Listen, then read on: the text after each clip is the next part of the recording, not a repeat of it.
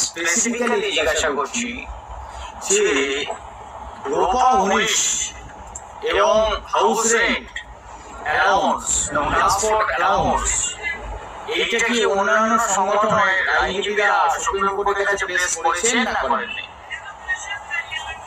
আমি এই বিষয়টা আসবো।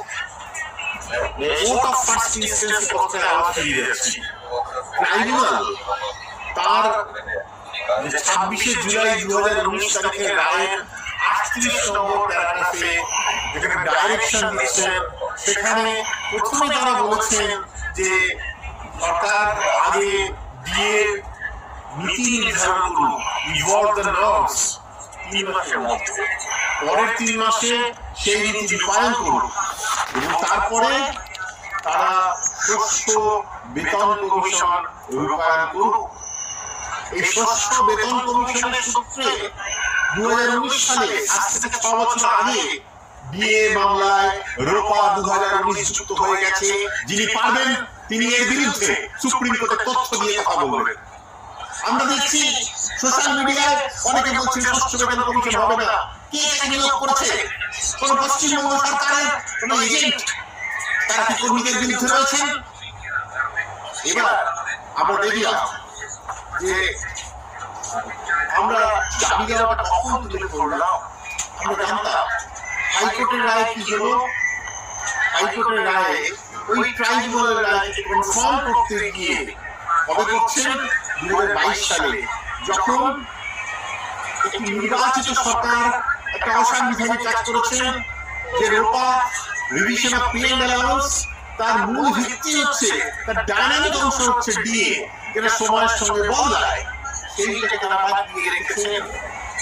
তখন বাধ্য হয়েছেন তারা এটাকে বলতে যে মৌলিক অধিকারের জায়গায় উন্নীত হয়েছে এবং সেখানে বিচারপতি রবীন্দ্রনাথ সামন্ত তার রায়ের 27 নম্বর অনুচ্ছেদে পরিষ্কার লিখে রেখেছেন ডিয়ারনেস অ্যালাউন্স এবং এরিয়া ডিয়ারনেস অ্যালাউন্স। এই কথা সুপ্রিম কোর্টে ইউনিটি ফোরাম রেসপন্ডেন্ট হিসেবে তার কাউন্টার এভিডেন্স থেকে শুরু করে ইন্টারনাল রিভিউ অ্যাপ্লিকেশন এবং রিটেন সাবমিশনে তুলে ধরেছে।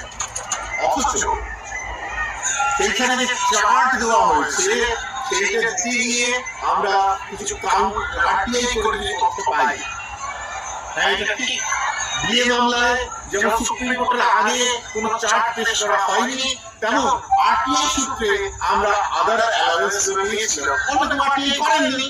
যারা আজ বলছেন কর্মচারীরা পাবে, শিক্ষকরা পাবে না, যারা আজ বলেছেন সুদ হবে না, যারা আজ বলেছেন আদার অ্যালাউন্স হবে না, তারা কোন আরটিআই এর তথ্য দিয়েছেন? কোন দায়িত্বের ভিত্তিতে তারা এই অনৈক্যের কথা বলে চলেছেন? এদেরকে চিনে নিয়ে এরা পরিষ্কার শাসকের এজেন্ট। এরা চাইছেন একটি সংঘবদ্ধ আন্দোলনকে অঙ্কুরে বিনাশ করতে। এরা সেই জন্য আজকে আদার অ্যালাউন্সের কথা বলেও একই কর্মচারী তাদের ক্ষেত্রে একইভাবে নিয়োগ হচ্ছে, একইভাবে বদলি হচ্ছে, এমনকি অবসর গ্রহণের পর তাদের পেনশনের পদ্ধতিটাও এক। সেখানে বিরোধ থাকবে কেন? এইটা হচ্ছে প্রশ্ন।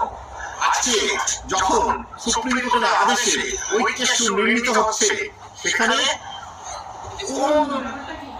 কোন রিটেন সাবমিশন চলে আসছে, কোন তথ্য আসছে, কোন চার্ট আসছে, লোকে দেখতে পাচ্ছে।